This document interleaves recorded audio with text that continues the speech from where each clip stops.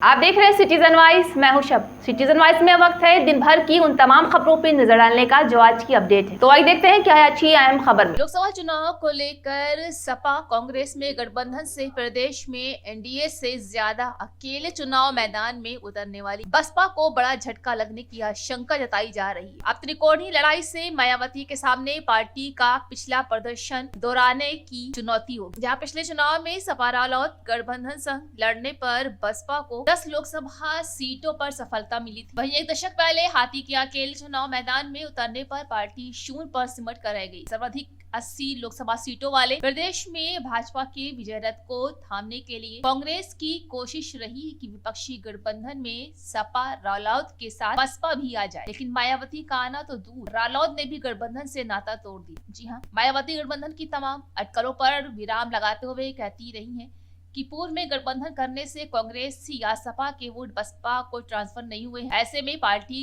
को लाभ न होने से अकेले ही लोकसभा चुनाव लड़ने का उनका निर्णय अटल है। इसी बीच मिशन क्लीन स्वीप के लिए भाजपा जहां पश्चिम उत्तर प्रदेश में प्रभाव रखने वाले रालोद को वहीं पूर्वी उत्तर के दलों को भी एनडीए में शामिल करने के साथ ही प्रभावशाली नेताओं को अपने पाले में लाने में जुट गई। ऐसे में ये साफ हो गया है कि चुनाव में त्रिकोणीय लड़ाई देखने को मिलेगी, जहां त्रिकोणीय लड़ाई होने से एनडीए को उन सीटों पर भी ज्यादा होने की उम्मीद है जहां खासतौर से मुस्लिम दलित व पिछड़ों की आबादी है। सपा कांग्रेस और बसपा में मतदाताओं के बंटने से एनडीए की जीत की संभावना बढ़ जाएगी। गौरतलब है कि पिछला चुनाव सपा बसपा और रालोद के मिलकर लड़ने पर एनडीए 64 सीटों पर ही जीत सकी थी। वहीं बसपा को 10 और सपा को 5 सीटों पर सफलता मिली थी। इस बीच उत्तर प्रदेश के उप मुख्यमंत्री केशव प्रसाद मौर्य ने कहा है कि प्रदेश में 80 की 80 लोकसभा सीटों पर इस गठबंधन को जमानत बचाना भी मुश्किल हो जाएगा। सपा कांग्रेस का गठबंधन हम 2017 में देख चुके हैं, जहां 2017 में कांग्रेस और सपा का कुछ वजूद बचा भी था। मैं यह देख रहा हूं कि 80 की 80 सीटों में इस गठबंधन को अपनी जमानत बचाना मुश्किल हो जाएगा। जनता ने फैसला कर लिया है फिर एक बार मोदी सरकार का, और सपा और कांग्रेस का गठबंधन में 2017 में देख चुका हूं, और 2017 में तो कुछ वजूद था सपा का भी, कुछ वजूद कांग्रेस का भी था। इस समय इनके पास वजूद यानी इनके न पास कार्यकर्ता है, केवल फोटो खिंचाने वाले कुछ गिने चुने लोग बचे हुए। हर जाति, हर बिरादरी, हर गांव, हर मोहल्ले से भारतीय जनता पार्टी के समर्थन में जनता उठ करके खड़ी हो गई है। आज चाहे गरीब हो, चाहे किसान हो, चाहे युवा हो, चाहे महिलाएं हो, ये भारतीय जनता पार्टी की स्टार प्रचारक बनकर के 2024 में कमल खिलाना चाहते हैं। और इनको मालूम है ये हताशा और निराशा के गर्त में डूबे हुए दोनों दल हैं, और मैं यह मानता हूं कि सपा और कांग्रेस दोनों का कोई भविष्य अब यूपी में नहीं है। 2024 मुझे एक तरफा भारतीय जनता पार्टी की विजय दिखाई दे रही है। आंधी चल रही, तूफान चल रहा है। सर, पीडीए की बात समाजवादी पार्टी करती है, लेकिन समाजवादी पार्टी के ही उम्मीदवार उतरेंगे, कल ऐसा बताया गया। यानी पीडीए में कोई है नहीं, नाम सिर्फ पीडीए का है।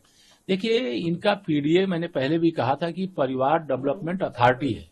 इनके पीडीए का मतलब पिछड़ों का या दलितों का या अल्पसंख्यकों का भला करना नहीं है, इन्हें अपने परिवार का भला करना है। और परिवार चाहे श्री अखिलेश यादव जी का हो और चाहे परिवार श्री राहुल गांधी जी का हो, जंग इनकी आपस में चल रही है। आप जानते हो कि श्री राहुल गांधी और प्रियंका वाड्रा जी में नहीं पट रही है, और श्री अखिलेश यादव और उनके चाचा शिवपाल यादव, उनके भाई धर्मेंद्र यादव, उनके एक चाचा प्रोफेसर रामगोपाल यादव, ये सब आपस में लड़ रहे हैं। अंदर कलह मची हुई है, और भारतीय जनता पार्टी अपने विजय पथ पर पूरी जिम्मेदारी से हम गांव चलो अभियान चला रहे हैं, हर बूथ पर संपर्क कर रहे हैं, मोदी की गारंटी वाली गाड़ी लेकर के घर घर पहुंचे हैं, हम लाभार्थी से संपर्क अभियान चला रहे हैं, हमारे पन्ना प्रमुख तक बन गए हैं। हम हर बूथ पर, चूंकि 370 अनुच्छेद देश के आदरणीय प्रधानमंत्री जी ने जो भाजपा की वैचारिक मुद्दा था उसे हटाया है, भाजपा का कार्यकर्ता और जनता मिलकर के हर बूथ पर 370 जो वोट हमें मिलते थे उसमें बढ़ा करके देने के लिए तैयार है, जिससे डॉक्टर श्यामा प्रसाद मुखर्जी जी के बलिदान के प्रति सच्ची श्रद्धांजलि देशवासियों की हो सके। सर, जो राज्यसभा चुनाव है इसके लिए समाजवादी पार्टी राजा भैया से भी मिलने को कोई मिले, लेकिन भारतीय जनता पार्टी के 8 राज्यसभा प्रत्याशी बड़े अच्छे वोटों से विजयी होने जा रहे हैं, और हमारे पास वोट है। सपा हो, बसपा हो, कांग्रेस हो, इन सब में भगदड़ मची हुई है, सब भाजपा में ही आना चाहते हैं। और भाजपा के प्रत्याशियों को वह वोट भी देने के लिए तैयार हुए हैं। वो चाहे कोई भी हो, मैं किसी का नाम नहीं लेना चाहता, लेकिन भाजपा सभी 8 सीटें और बहुत अच्छे वोट से जीत रही। सर एक सवाल है, प्रधानमंत्री जो गन्ने के पैसे है उसको बढ़ा दिया गया है, कहा इससे एक ऐतिहासिक कदम माना जाएगा किसानी क्षेत्र में, तो किसानों में भी कहीं ना कहीं इसको देखिए, भारतीय जनता पार्टी की डबल इंजन की सरकार माननीय प्रधानमंत्री श्री नरेंद्र मोदी जी के नेतृत्व में जब 25 रुपए क्विंटल की कर बढ़ोतरी हुई, उसका मैं स्वागत करता हूं और अपने सभी किसान भाइयों को, अन्नदाताओं को बधाई देता हूं, क्योंकि मैं भी एक किसान का बेटा हूं। मेरे प्रधानमंत्री जी गरीबी का दर्द जानते हैं और किसानों की पीड़ा जानते हैं और अनेक किसान कल्याण के काम हुए और किसान कल्याण के लिए हमारी सरकार समर्पित है। मैंने पहले भी कहा, हमारे प्रधानमंत्री जी ने 4 जातियां बताई है कि हमारे लिए केवल 4 जातियां हैं, एक गरीब है, दूसरा किसान है, तीसरा युवा है, चौथा महिलाएं हैं।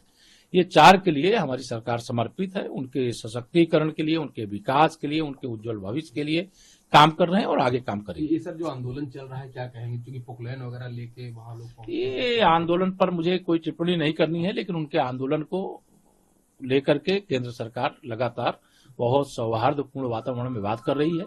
अगर उस आंदोलन की आड़ में कोई और है तो वो पता चलेगा। सर एक बड़ी खबर आई, कर्नाटक कांग्रेस सरों से 10% टैक्स वसूलेगी कांग्रेस सरकार, क्या कहेंगे सर? ये मतलब अभी तो जमीन पर आ गई है कांग्रेस, अब पाताल में जाने की तैयारी में।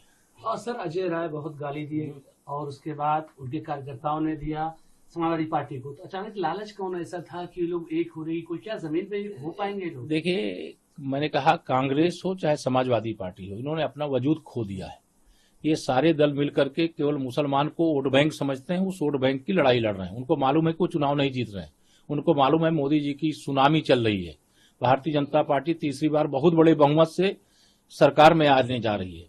10 साल कांग्रेस की सरकार रही, अब पूरे देश में और दुनिया में देश को बदनाम कराने का काम कांग्रेस की अगुवाई वाली सरकार ने किया और देश में त्राहिमाम भ्रष्टाचार एकदम दलदल में आकंठ डूब गया था।